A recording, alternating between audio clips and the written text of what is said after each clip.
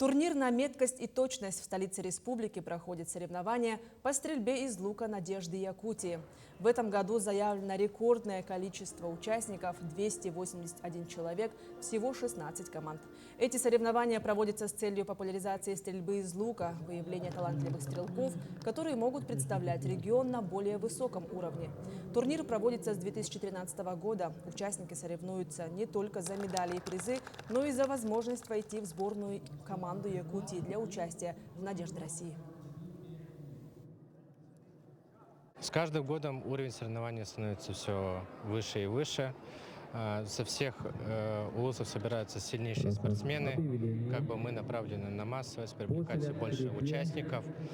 Эти соревнования являются отборочными соревнованиями на всероссийские соревнования «Надежды России», где по результатам соревнований будут формироваться списки сборных команд юношеской и юниорского состава.